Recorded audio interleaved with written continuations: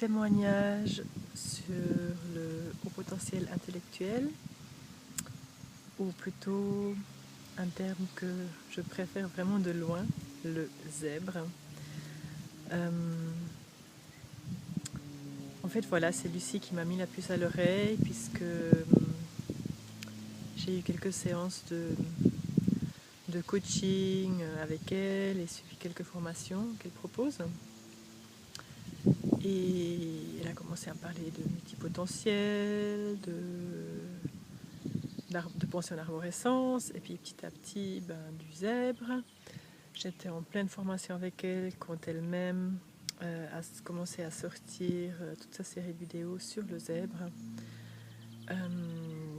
que qui m'a attirée, enfin qui a résonné en moi, donc que j'ai visionné, je pense, en entier, et qui m'a beaucoup remué sur le moment, puisque je me retrouvais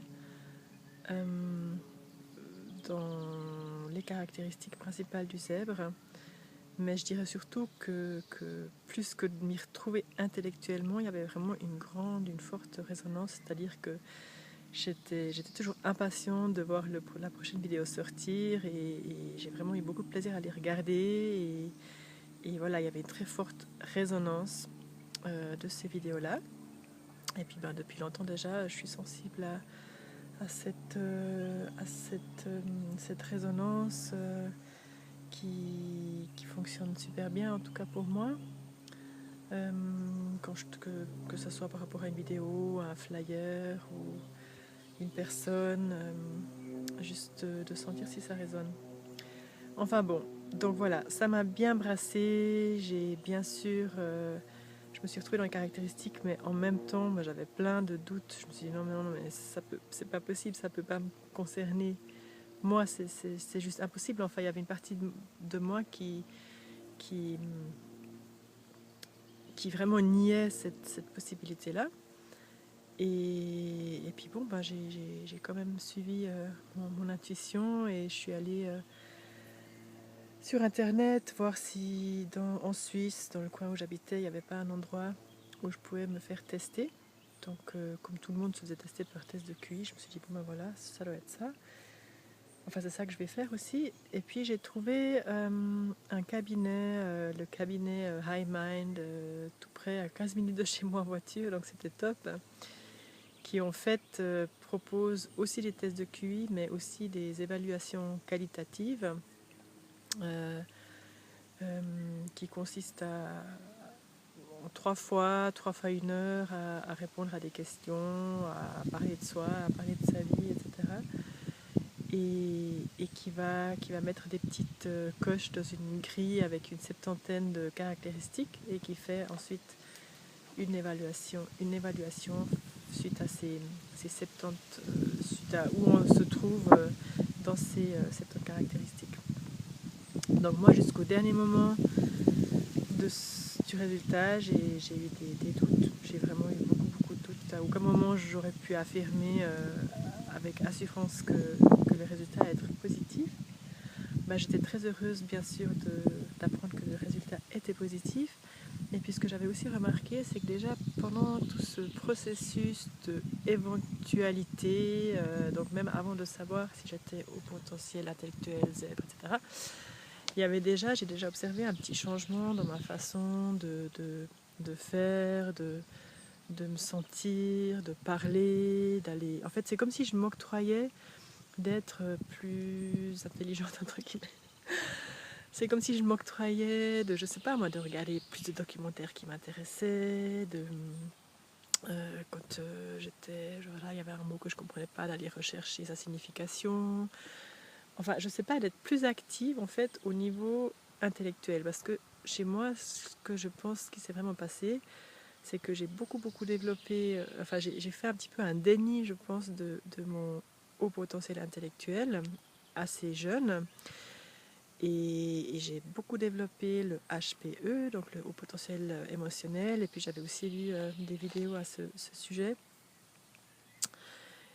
Et voilà, j'ai développé tout un tas de symptômes de m'hébéter en quelque sorte, ou de m'anesthésier aussi, en partie émotionnellement, de toujours me faire plus petite que ce que j'étais, de me retenir, de me cacher, de m'adapter. Enfin, je pense que depuis toute petite, j'ai vraiment beaucoup été dans l'adaptation pour être appréciée, et j'ai beaucoup été dans l'adaptation pour me sentir intégrée à un groupe, etc., etc. Donc bon, voilà, ce résultat, pour moi, c'est vraiment un très heureux événement, je dois dire. Donc je n'ai pas encore parlé à beaucoup de personnes autour de moi, parce que j'ai comme besoin de laisser vraiment intégrer ça un petit peu dans toutes mes cellules, déjà de moi à moi. Mais je vois aussi que c'est important de ne pas rester seule avec ça, et de ne pas de nouveau aller dans une sorte de déni, et de nouveau aller dans le fait de cacher quelque chose par peur qu'on me dise ouais mais tu racontes n'importe quoi. En fait, j'ai vraiment peur du déni de moi à moi, mais aussi du déni des autres, que les autres pourraient me dire oh, mais bon, c'est des caractéristiques, ben, la plupart du temps, la plupart des gens finalement s'y retrouvent, etc. Donc voilà. Et puis ben, j'ai eu plein d'indices quand même dans ma vie, puisque je sais pas, entre 20 et 30 ans, je sais plus à quel âge j'avais exactement, mais le grand-père ou le grand-oncle d'une connaissance chez qui j'étais allée parce que j'avais tout le temps mal au genou, j'avais des problèmes de genoux, il m'avait déjà dit qu'il pensait que j'étais indigo. Mais par contre, à l'époque, j'étais hyper sceptique. Je me disais, qu'est-ce qu'il me veut ce type en fait? J'étais sûre qu'il y avait une intention derrière ce qu'il disait, donc j'ai un petit peu laissé entrer cette information et laissé ressortir cette information. Et puis ben, plus tard, il y a peut-être 5 ans ou 3, je sais pas, 3-4 ans, un voyant, une personne médium, m'a de nouveau dit que j'étais indigo, que mon fils était aussi indigo. Donc à ce moment-là, j'ai pu l'entendre, j'ai pu l'accepter. Mais voilà, ça n'a pas eu le même impact quant à ce sentiment de légitimité qu'a eu le résultat sur la zébréité ou sur la douance. Voilà, qu'est-ce que je pourrais encore dire à ce sujet? Il y a plein de choses à dire. En tout cas, je pense que je suis encore en train de m'observer et de beaucoup de choses, de comprendre beaucoup de choses. C'est comme si un petit peu toutes les pièces du puzzle qui se rassemblent. J'avais par exemple pas du tout l'impression d'être quelqu'un de hyperactif intellectuellement, et pourtant je me rappelle que quand même à plein de moments dans ma vie, je me suis dit, mais Stéphanie, mais même si tu te prenais une semaine de vacances, tu ne serais pas capable de te reposer, parce que de toute façon, il y a toujours quelque chose qui va se passer. Si ce n'est pas à l'extérieur, alors ça sera à l'intérieur de toi. Il y avait quand même ce côté un petit peu sans repos, sans répit.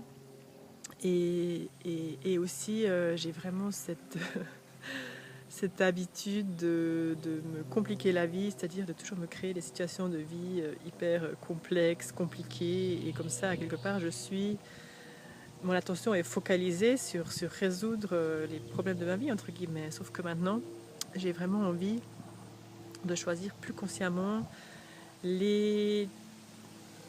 où je veux mettre mon énergie mentale, et peut-être pas forcément dans la résolution de situations de vie compliquées, parfois aussi douloureuses, mais peut-être plutôt dans des choses positives. Voilà, ouais, dans des choses positives et des choses choisies, en étant encore davantage à l'écoute de mon intuition. Parce que souvent aussi ce qui s'est passé, c'est que j'écoutais assez moyennement mon intuition. Il y avait des petits signaux d'alarme, des petites lumières rouges, et puis j'en tenais pas compte. Et j'allais quand même dans certaines situations, avec parfois des conséquences pas très confortables, pas très agréables. Et voilà, aujourd'hui j'ai vraiment envie d'être plus consciencieuse quant à mon intuition. Voilà, tout en m'octroyant de faire des erreurs, parce que finalement on développe aussi l'intuition au travers, entre guillemets, des erreurs, ou entre guillemets des échecs. Enfin, ça nous permet aussi d'apprendre, bien sûr. Donc il y a toujours quelque chose de positif à en retirer. Et puis voilà, en tout cas un grand merci à Lucie, parce que bon, vraiment je dois avouer que avant d'avoir visionné ces vidéos, et puis plein d'autres, mais ça a quand même démarré par Lucie qui m'a mis la puce à l'oreille. Autour de moi, j'entendais parler du haut potentiel. J'avais un homéopathe qui était haut potentiel. Enfin, j'ai un homéopathe qui est haut potentiel intellectuel. J'avais ma thérapeute principale qui avait un QI au-dessus de 130. Mais voilà, je trouvais ces gens toujours juste super intelligents. Mais jamais j'avais l'impression que moi, je serais aussi... que moi, je pourrais avoir un QI supérieur. Enfin, que je pourrais être haut potentiel. C'est vraiment le terme qui ne me parlait pas du tout. Hypersensibilité, oui. Je pense que c'est vraiment ce côté un petit peu le cliché, le stéréotype, comme quoi la femme, elle s'identifie plus facilement au côté hypersensibilité, et puis peut-être l'homme, selon le contexte dans lequel il a grandi, plus facilement au côté intellectuel. Mais ce que je remarquais quand même, c'est que voilà, je me suis régulièrement entourée de personnes à haut potentiel, et quand je sortais, à chaque fois que j'allais, donc j'adorais aller, enfin j'adore toujours aller chez cet homéopathe, et chaque fois que je sors de son cabinet d'ailleurs, je me sens davantage alignée. Donc il y a quand même quelque chose qui résonne. Et puis cette thérapeute aussi qui m'a accompagnée sur des longues années, j'ai fait une formation, etc. C'était à l'époque, j'avais 19 ans, c'était vraiment la première personne par laquelle je me sentais comprise, de laquelle je me sentais vue. Et maintenant, je dois aussi dire que quand je me retrouve à la fête du quartier, où je vais quand même, histoire de m'intégrer dans mon voisinage comme ça, mais que je me sens en décalage, quand je discute avec une voisine et que je me sens en décalage et que je ne comprends pas pourquoi je m'ennuie dans la discussion, ou pourquoi ça ne décolle pas, ou pourquoi on ne peut pas avoir des discussions un peu plus intéressantes, ou aller un petit peu plus en détail dans les choses. Chaque fois que je vais dans le détail d'une chose et que mon vis-à-vis me dit que je pense trop, ou comprend pas, ou je vois que ça c'est pas inspirant pour cette personne, en tout cas je comprends mieux. Je comprends mieux, et puis je pense que je m'octroie aussi davantage d'aller dans mes propres réflexions, d'aller dans mes délires, d'aller dans mes questionnements. Et puis du coup, je pense que mon mental est d'ailleurs peut-être même en train de s'agiter davantage. Mais heureusement, comme j'ai fait beaucoup de choses dans le travail corporel, dans le ressenti, la danse, le mouvement, etc., le toucher, j'ai plein de bons outils. Et puis c'est peut-être ce que je conseillerais à tous les êtres, c'est de vraiment développer ce côté intuitif, ressenti, perception, etc., parce que ça aide. En tout cas, moi, ça m'aide énormément pour me retrouver dans le moment présent, pour me centrer, pour m'aligner et pour calmer le mental. Voilà, alors je pense que je vois que là, j'ai déjà parlé pendant 12 minutes, donc je pense que je vais m'arrêter là pour ma première vidéo sur le zèbre. Et puis je salue de tout mon cœur tous les zèbres et toutes les girafes et tous les éléphants et tous les crocodiles et en fait toute la belle diversité de ce monde. Ciao ciao. Bon je pense encore à plein de trucs, alors je vais encore faire une toute petite vidéo. Ce qui a, je pense, aussi beaucoup troublé les pistes pendant toutes ces dernières années, c'est que apparemment dans le couple, j'ai pas la méga bonne intuition, ou j'ai peut-être eu dans mon enfance trop de relations ambivalentes. Enfin, il y a encore des choses à guérir, mais dans mes amitiés, je m'en sors pas trop mal. Et puis en fait, je crois que je me suis entourée assez rapidement de zèbres, mais qui ne savent pas du tout qu'elles sont zèbres. Mais voilà, j'ai vraiment un cercle d'amis avec lequel je me sens proche, sur la même longueur d'onde, où je partage mes intérêts. D'ailleurs, quand j'étais partie une fois en voyage et j'étais prête à m'installer ailleurs, ce qui m'a entre autres fait revenir en Suisse, ou en tout cas là où j'avais passé la majeure partie de ma vie, c'était ces quelques amis super précieuses pour moi dans les échanges, etc.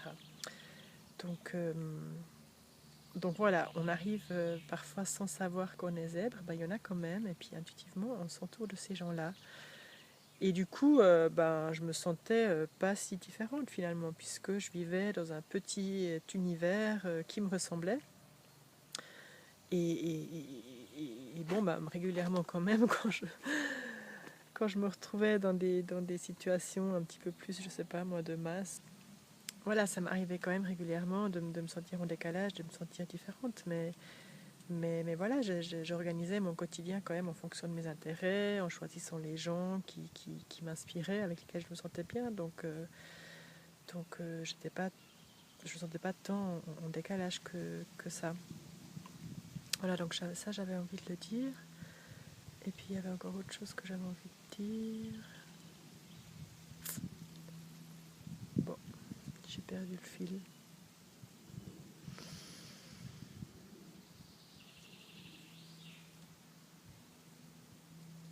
Il y a un magnifique paysage des Alpes, là, en face de moi. Je vais vous montrer.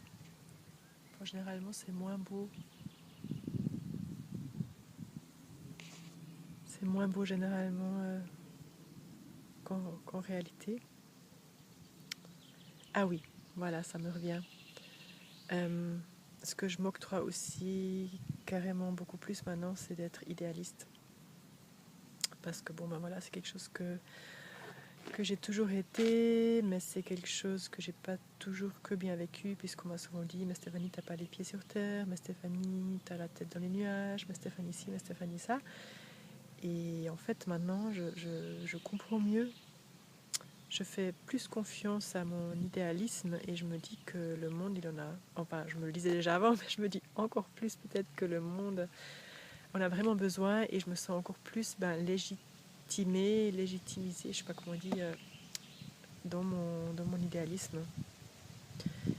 Et ça, c'est vraiment agréable. Et puis quelque chose d'autre aussi encore que je voulais dire, mais j'ai de nouveau perdu le fil.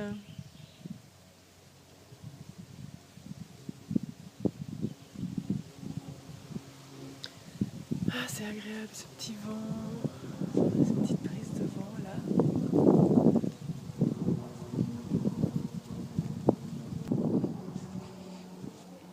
Ça me revient pas maintenant, donc je vais arrêter ce coup-ci. À tout bientôt, ciao ciao. Like a bird on a tree, I'm just sitting here. I got time